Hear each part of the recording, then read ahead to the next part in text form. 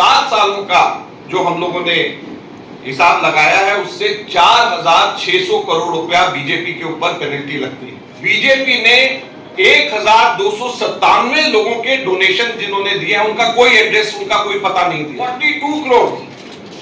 42 करोड़ के लोग की राशि के बारे में कोई अता पता नहीं है कि वो आदमी जो है कहां रहता है, क्या पाकिस्तान में रहता है। बीजेपी की कमियां उनको नजर नहीं आ रही, उनके 4,600 की पेनल्टी उनकी नजर नहीं आ रही, जो एकदम साफ स्पष्ट नजर आता है।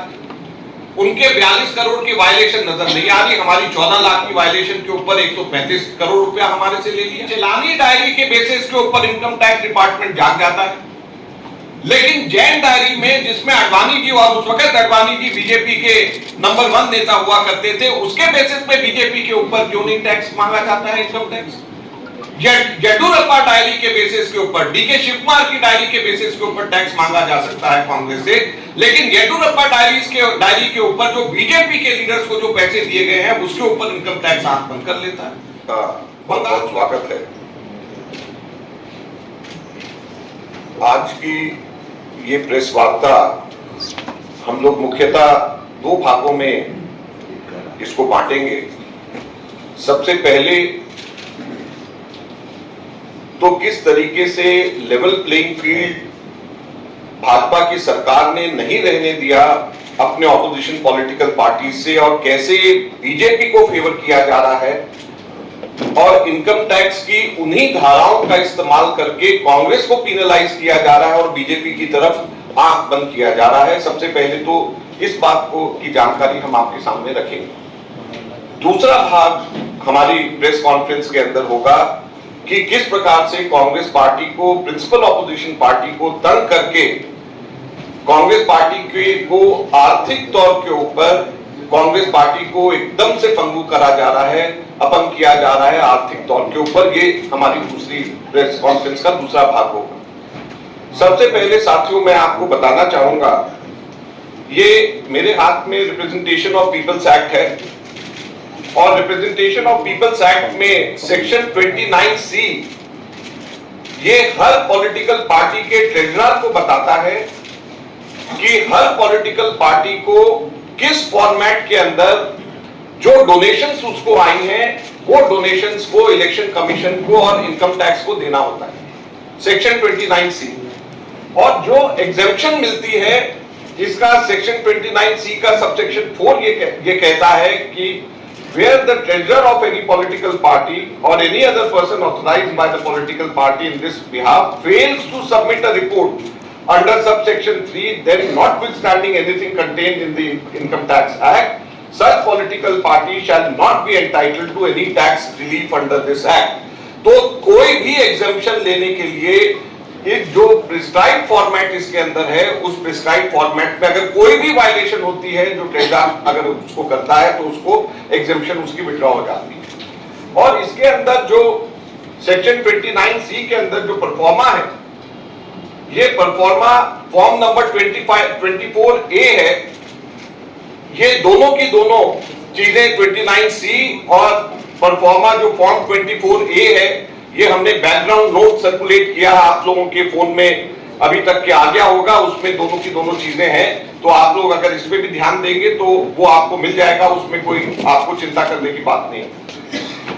इसके अंदर जो मुख्य बहुत बेसिक चीजें मांगी गई हैं कि कोई पॉलिटिकल पार्टी बताए कि किससे उसको डोनेशन, नाम बताए कि किसने उसको डोनेशन दिया और उसका एड्रेस बताए कि किसने उसका डोनेशन दिया, और अमाउंट बताए कितना डोनेशन दिया, और ये बताए कि चेक में दिया, आरटीजीएस में दिया, और 20,000 से ऊपर जिन लोगों ने डोनेशन दिया है उसका इसमें जिक्र करना होता है। और जो वो इनकम टैक्स डिपार्टमेंट को और इलेक्शन कमीशन को जो पॉलिटिकल पार्टी देती है, वो पॉलिटिकल पार्टी जो देती है इलेक्शन कमीशन उसको अपने वेबसाइट पे डालती है।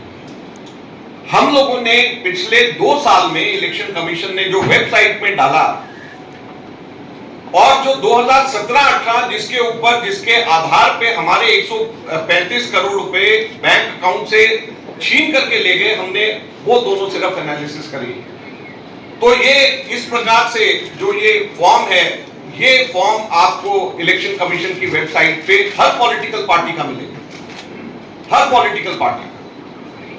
और जो हमारे सिर्फ 14 लाख की वायलेशन के ऊपर 135 करोड़ रुपए 2017-18 के अंदर बीजेपी के इनकम टैक्स डिपार्टमेंट ने हमारे से छीने, मैं बताना चाहता हूं कि 2017-18 के अंदर बीजेपी ने 1297 लोगों के डोनेशन जिन्होंने दिए हैं, उनका कोई एड्रेस, उनका कोई पता नहीं दिया, सिर्फ नाम लिखा और छोड़ दिया, उसका कोई पता नहीं दिया। पता इसके अंदर नाम और पता दोनों देना है। और कुल कितनी राशि? 42 करोड़ रुपए की राशि। 42 करोड़ के लोग की राशि के बारे में कोई अता पता नहीं है कि वो आदमी जो है कहां रहता है, क्या पाकिस्तान में रहता है, क्या किस जगह पे हमारे देश में रहता है, उसका एड्रेस क्या है। और ये क्लियर वायलेशन, इनकम टैक्स ने ये 42 करोड़ की वायलेशन पे तो आंख पे पट्टी लगा दी। और मात्र 14 लाख रुपए के हमारे केवल 23 लोगों ने, जो भी हमारे मेंबर ऑफ पार्लियामेंट थे, हमारे एमएलए थे, केवल 23 लोगों ने जो पैसे हमारे कैश में डिपॉजिट कराए, बाद में हमने उनके नाम, सब पैन नंबर सब उनका बताया, उसके बेसिस के ऊपर हमारे 135 करोड़ छीन करके ले गए। लेकिन जो 42 करोड़ रुपए, 42 करोड़ रुपीस जो बीजेपी ने, जिसका पता भी नहीं बताया, उनके बारे में एकदम चुप बैठे हुए, कुछ भी नहीं किया।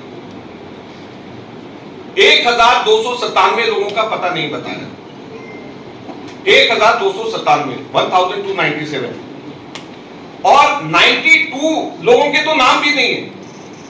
डोनर्स की लिस्ट है और 92 लोगों का नाम और पता, नाम ही नहीं है कि ये 92 लोगों का नाम कौन सा है। अजय माकन है, जयराम रमेश है, अजय कुमार है, वो नाम भी नहीं उन्होंने उसके अंदर लिखा। 92 लोगों का, तो 92 लोगों का नाम नहीं, 1297 के एड्रेसेस नहीं, ये सिर्फ 2017-18। अब हमने हर साल का और खास तौर के ऊपर पिछले 2 सालों का जब एनालाइज किया, तो पिछले 2 सालों में 253 लोगों के नाम नहीं, 2.5 करोड़ ऐसी राशि ली है जिसका नाम भी नहीं। 1.05 करोड़ लिया है 126 लोगों का पिछले 2 सालों में, जिनका एड्रेस नहीं।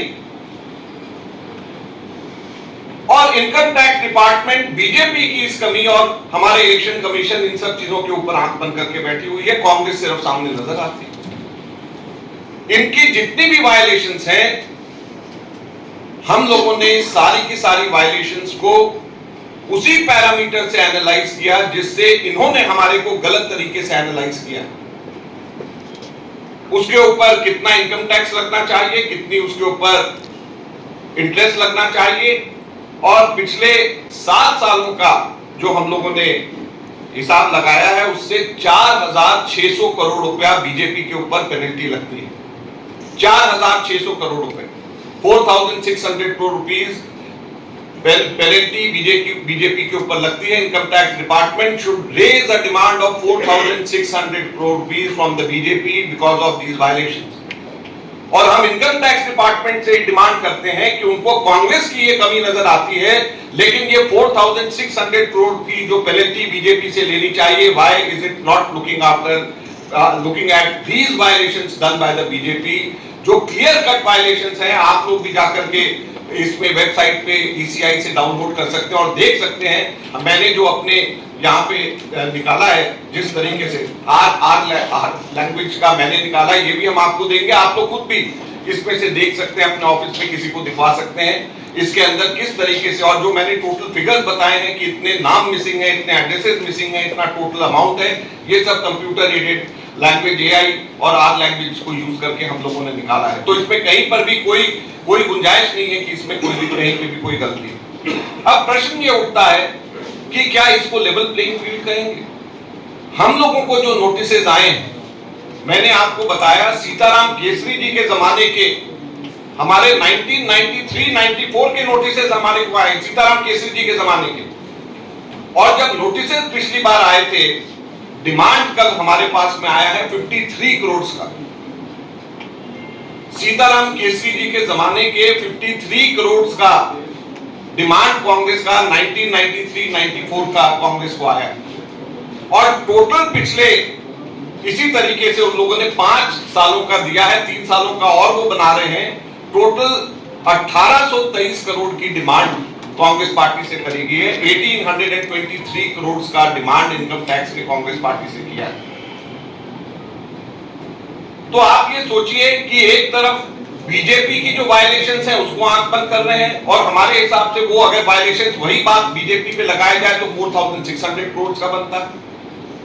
और कांग्रेस को गलत तरीके से फंसा करके, कांग्रेस को गलत तरीके से सीताराम केसरी जी के जमाने के एक चीज टाइम बार होती है, और ये 1993-94 की डिमांड 53.9 करोड़ मिलाकर के 1823 करोड़ का इन्होंने जो लगाया है, ये कहां की लेवल प्लेइंग फील्ड है और कहां का ये डेमोक्रेसी हमारे देश के अंदर हमारे बच गई है।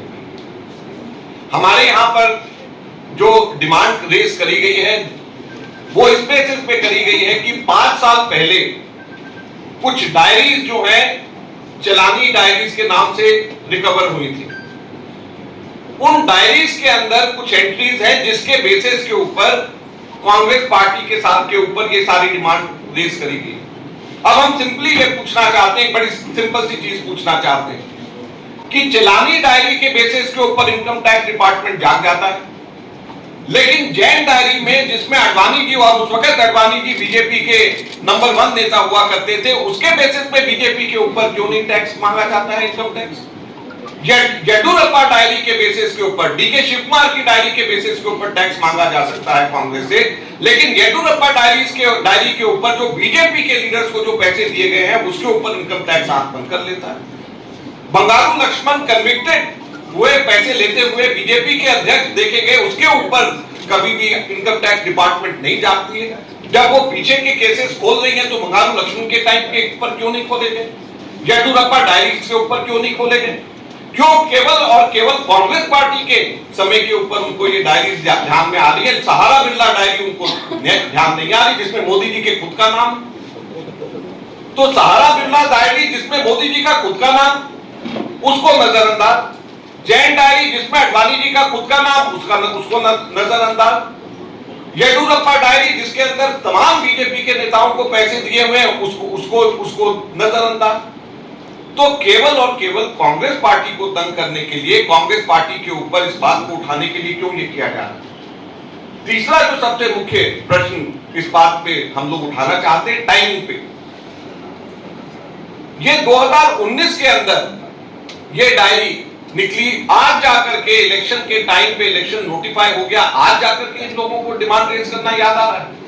पहली बार अब जाकर के कल शाम को इन्होंने डिमांड रेज किया जब इलेक्शन नोटिफाई हो गया है। क्यों? क्या इससे पहले 5 साल कभी भी ये लोग डिमांड रेज नहीं कर सकते थे? अब क्यों डिमांड रेज कर रहे हैं? तो ये सारी की सारी बातें बड़ी स्पष्ट ये बताती हैं कि कैसे इनकम टैक्स आंख बंद करके एक तरफा बीजेपी की कमियां उनको नजर नहीं आ रही, उनके 4600 की पेनल्टी उनकी नजर नहीं आ रही जो एकदम साफ स्पष्ट नजर आता है, उनके 42 करोड़ की वायलेशन नजर नहीं आ रही, हमारी 14 लाख की वायलेशन के ऊपर 135 करोड़ रुपया हमारे से ले लिया, हमारे 23 लोगों ने, हमारे जो है एमपीज और एमएलएस ने जमा कराए, कैश जमा कराए, उसके ऊपर हमारे 135 करोड़ रुपए लगा दिए, उनके 1290 से भी ज्यादा लोगों ने, उनके पता नहीं, उनका नाम नहीं, उसके ऊपर उनको कोई कहीं पे भी नजर नहीं आता। तो इसलिए हम लोग आपसे ये कहना चाहते हैं, आज ये समय आ गया है, अगर आप लोग इसको जनता को सही तरीके से नहीं दिखाएंगे और प्रिंसिपल ऑपोजिशन पार्टी को पुराने केसेस, सीताराम केसरी जी के जमाने के केसेस निकाल करके तंग किया जाएगा ताकि हमारे बैंक अकाउंट हमारे दोबारा से फ्रीज करे जा सके, ताकि फिर से हम सब लोगों को तंग करा जा सके, तो कैसे हमारे देश के अंदर लोकतंत्र जिंदा रहेगा?